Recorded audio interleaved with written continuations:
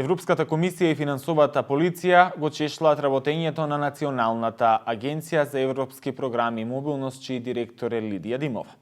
Во меѓувреме се појавуваат и обвинувања, подкрепени со документации, за мобинг, како и за неможност за остварување на правото за пензионирање од страна на благајничката Ана Павлито. Што вас ви се случуваше во овој временски период пред да се пензионирате? Ве обвинува дека фалат парите во благајна, каде се парите? Да. Вака јас како благајник во таа институција, веќе и јавноста знае дека недостасуваат пари, нели изнесени се во благајната, и врз база на тој притисок од јавноста, предпоставувам, како најсоодветно лице да се нападне најодговорно лице, Бевте ви? Бев јас. Самата работа излезе од контрола, всушност, кога управниот одбор, кој веќе знае по долг период дека недостасуваат пари, не ја потпише завршната сметка за 2019 година. Не се согласуваше со недостатокот на пари. Значи, тие беа акумулиран долг во рок од скоро 2 години. Значи дека парите постепено исчезнували, не се враќале назад во вашата благајна. Така е. Добро. Постои лице надворешно ангажирано во агенцијата, кое си ги земало, значи си имаме и докази како се подигнати исплатни документи каде што он се подпишува, и постои изјава од негова страна дека он ја презема целата одговорност, дека он ги користел, ги подигнал тие средства. Меѓутоа на тоа лице господјата Лидија Димова му го прекинува договорот и носи една одлука да ги врати средствата назад. Но во меѓувреме тоа лице си заминува, не ги врати парите и се нафрла врз мене. Долгот се префрла, ја да го надокнадам. Вие да го вратите. Ја да го вратам долгот како административно лице одговорно за благајничките средства. Со надомесна материјална штета. Така, затоа што не може да ви покрена дисциплинска постапка, бидејќи самиот закон не го возможува тоа, бидејќи вие сте пред пензионирање. Но не ви даваат ниту да се пензионирате. Што ви одговара Лидија Димова на барањето за пензионирање? Значи, ми дава едно решение, еве може камерата да види. Да, покажете го кон камерата. Е нонсенс таков одговор, што го одговори директорката, ми дава престанок на работен однос по барање на административен службеник, отказен рок со 30 дена, што е нонсенс. За лице кое има 62 години наполнети, она ми дава една одлука, 30 дена отказен рок. Така. И врз база на овој отказен рок, ја поднесов повторно барање да го прекинем годишниот одмор и бидејќи не ми е овозможено да идем да се пензионирање, ја почнав да се жалам, да поднесувам акти до сите релевантни институции. Вие поднесовте до Народниот правобранител, имате поднесено прво до агенцијата. Прво до Инспекторатот за труд. Така. Они дојдоа, направиле увид, меѓутоа како административен службеник ме префрлија во агенцијата за администрација. Не агенцијата, него во управниот инспекторат, што е за административни работници. И од тамо исто така направиле некој увид дека она ми дала 30 дена и образложение на директорката е дека немам направено примопредавање во агенцијата. И поради тоа не ве... Да. Меѓутоа, друго е нешто од кога господјата Димова покрена постапка против мене во април месец. Мене ми е забрането пристап секаков. Значи, забрането ми беше да се качам во службените простори. Канцеларијата ми е насилно отворена со комисија. Одземени ми се сите документи.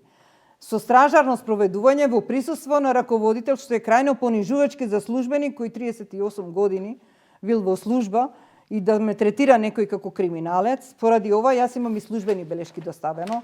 Што пише во тие службени белешки? Може да ни цитирате дел од нејзе? Не ми беше дозволено да се качам во службените простори и ме оставиле да чекам во пријавници. Значи дека тоа што Димова барала од вас да го извршите, односно направите тоа предавање, вие сте биле невозможени од истата Димова која ви поскренала постапка и ви било забрането. Да. Потоа во врска со раководителката на моето одделение, исто така користела мерки од владата со 2 малолетни деца, Колешката моја која требаше да ме замени, исто така користеле мерки од владата, така да не може да се направи тоа примо предавање. Тоа беше еден само изговор. Значи сите документи, сакам да кажам, значи на крајно брутален начин, превртено, дури имав и закани по живот од низина соработничка. Што ви кажа?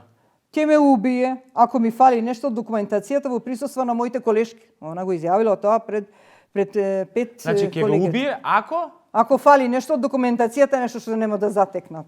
Значи третирање буквално како криминалец. Од тоа поголем притисок и понижување не знам. Директорката намерно не ми дозволи да заминам во пензија под разни изговори. Не ми е јасно што сакаш, како сакаш, не е у реду. Значи во 4 очи во канцеларија горе, за да може затоа што првата одлука од страна на Агенцијата за администрација имаше многу недостатоци во постапката, на брзина составена комисија, недоследности во што тука не би сакала да наблага. И се поништува, меѓутоа решението ми се поништува да ги вратам тие 6 во рок од 60 дена средствата и предметот да се врати назад на повторно разгледување. Тука наоѓа дупка и повторно ми поднесува жалба, затоа не ме пензионира и она повторно ја поновува постапката и ја на таа постапка неизина си добив повторно од Агенцијата за администрација мериторна одлука, со што се укинуваат сите постапки и решението е дека не е докажано дека јас сум ја направила таа материјална штета. Односно дека сте ги земале парите од дека јас сум ги зела парите од благајна. И да се прекинат сите постапки против мене. Се прекинуваат ли одмah? Да се. Па сега она веќе го изнесе тоа, нели ми прети јавно, нели изјавува дека кривични пријави ќе ми поднесува. Така. Така, чи не. Веќе има и лице кое својот долг го презело. Да, има изјава. И сепак после тоа продолжува постапкава. Продолжува и не ме пензионира. Поради тоа јас се жалам до сите надлежни институции. Значи, прво идем инспекторат за труд, управен инспекторат и конечно Народниот правобранител покренува постапка против неа и имало значи притисоци од сите страни, и она немаше каде веќе и мораше да ме пензионира. И ми се даде решението и конечно со денешен датум јас сум веќе пензионер. Така. Да. Вие исто така низ целото ова поминување низ повеќе институции се гледа еден вид на мобинг. Како не е мобинг? Станува. Имав здравствени проблеми, а во рок од еден месец, скоро месец и половина бев на боледување. Значи, никош во живот сум немала проблеми со шеќер. Ја имам медицинска белешка, сум имала огромни проблеми од покачување на шеќерот. Кој ви беше најголемиот притисок? Што ви представуваше најголем притисок во цела оваа постапка? Тоа поголем притисок може да има некој, да ви обвинува да вратите средства во рок од 60 дена. Зарем тоа не е огромен притисок. Во рок од 60 дена да ги вратиш постапките. И плюс, кога добив мериторна одлука од страна на и вработените и некои што биле ангажирани од правната служба, директорката нема тука да застане, ќе си продолжи она на суд, ќе те гони. Викам, добро, во ред. Ако има докази, нека ме гони на суд, меѓутоа нема докази. Јас материјална штета не сум ја направила. Има лице што ги презема тие. Значи вие практично мораме да кажеме дека вие имате исплаќено средство од благајната на секое лице кое има право да добие средство од благајната, претпоставам постапување согласно закон. Како се направи дупката во сите тие години? Дупката се направи од тие години затоа што имаше некој ефективата што остана, нели, кои се раздолжуваат вработените, останува ефектива што не е потрошена во самата каса, која се враќа повторно. Бидејќи немаше други можности да се трошат за бензин, за други работи, се трошале тие пари, меѓутоа поради неможната изборна година, 2018 година, не можеле да се реализираат тендери. Значи набавени беа тие спорни возила кои трошат бензин, не беше обезбедено средство за бензин, за верна картичка. Од каде се ставаше бензин? Од грантовите, од средствата од касата што беа. Од благајната, од благајната, да. Така. И никогаш не беа вратени по тоа тие пари. Да. И тоа е спорното. Да, тоа е спорното. Така. Но има и друг момент, дали од тие пари е трошено исто така и за реновирање на новите простории? Да, трошено е за набавка на материјали, за набавка. Во вид на капар, народски, како што се кажува. набавка на материјали, за резервирање на хотелски услуги. Хотелски услуги каде што ќе се одржат тие настани, затоа што ние ипак и организираме тие настаните за промовирање на програмата Erasmus+. Така, господје Павлиду, мобингот велите дека траел долго време, стресот исто така е присутен и сега. Ви се закануваат практично со кривична пријава. Да. Чувствувате ли одговорност за сите овие повикувања јавно преку медиуми? Значи, крајно недолично од нејзина страна, тоа е еден вид закана, недолично однесување и према човек кој е на возраст од мои години, не е пријатно чувството и во јавност преку медиуми да ме прозива. И поради тоа јас имам намера да си покренам и приватна тужба, нема да останам на ова неизино однесување, така да јас си Сметате ги дека поднесам. сте оштетена? Сум оштетена, да. Здравствено. Прво не е пријатно чувството некој да ви каже буквално измеѓу редови јас сум криминалец, благајничката. Она буквално на еден медиум, во еден дуел кажа, благајничката му возможи на нејзиниот асистент да се ги искористи парите. Асистентот од Лидија Димова. Да, Тоа е изјава на асистент. Лидија Димова? Да. Во еден дуел. Она го објави тоа. Асистентот имаше помош од страна на благајничката, која му овозможила да ги подига тие И средства. сега практично сака да каже дека вие заедно со незиниот асистент сте ги краделе парите? Да. Ама она нема доказ на тоа. Ја во мериторната одлука, ова што ја имам добиена, нека сними камерата. Значи, мериторната одлука ми пишува, жалбата ми се уважува и дека нема доказ дека јас сум ја направила таа материјална штета. Директно, како лице кој ја направила материјална штета. Така. Значи, со оглед на сето погоре наведено, ценејќи ги релевантните писмени докази, комисијата не може со сигурност да утврди дека жалителката, административниот службеник, од крајна небрежност и одговорна за предизвикана материјална штета на институцијата во висина таа. Средствено на наведеното, комисијата одлучи како во диспозитивот на оваа мериторна одлука, односно ми се уважува жалбата и се укинуваат сите постапки. Ајде да се вратиме на мобингот. Кога вие кажавте дека најголемиот стрес го чувствувате токму во моментот кога вас ви вела дека треба да ги вратите веднаш парите назад.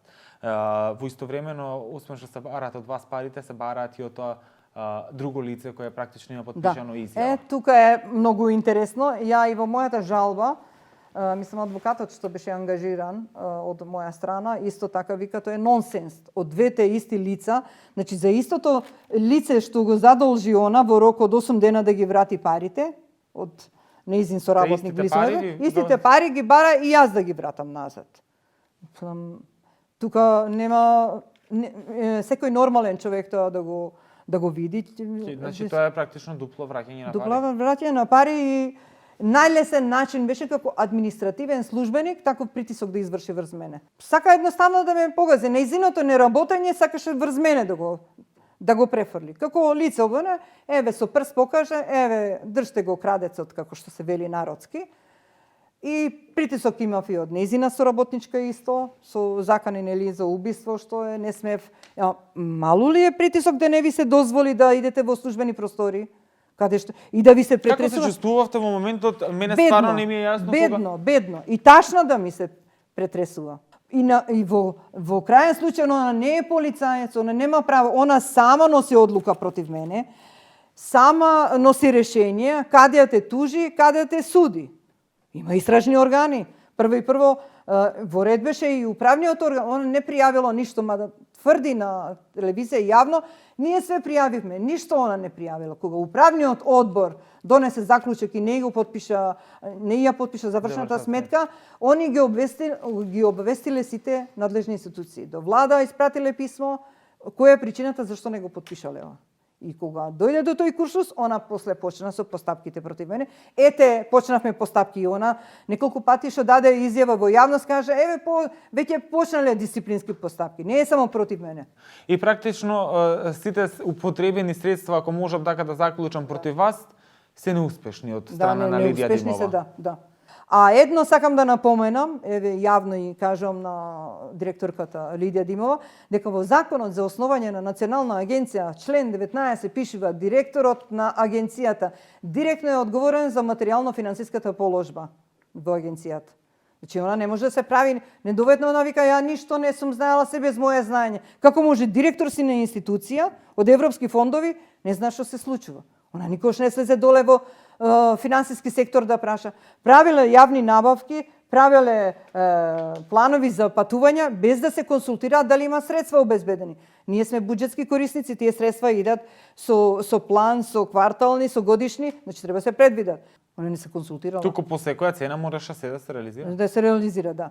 И сите најважни работи, она кога дојде во агенцијата, Лидија Димова, на почетокот она си дојде со нејзиниот асистент и јавно пред сите колеги изјави. Сите работи, јас не се разбирам во финанси, не се разбирам во економија, што го изјавила она и на друго место.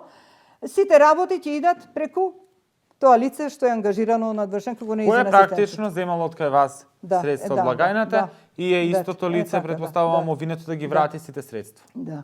Тужба имам намера да покренам против господјата Лидија Димова, затоа што обвинува, многу лесно ги дава тие изјави. Денеска практично да ви кажам, е еден дел од животот ми завршува, почнува ново. Меѓутоа да ви кажам, ми се згорчен денот ми беше. Со колеги, значи страшен мобинг, ви кажам, се шепоти по ходници. Нема атмосфера. Од кога дојде на господја Лидија, луѓето шепотат по ходници. Значи се плашат. Па се плашат. Камери на секој ќош е поставено. Да се гледа кој со кого разговара. Значи, дали е тоа нешто на европско ниво, не знам. Дали во Европа така се функционира.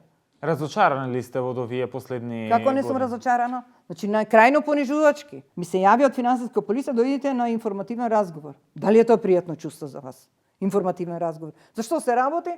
Нешто ќе ве прашаме од финансиското работење во агенцијата.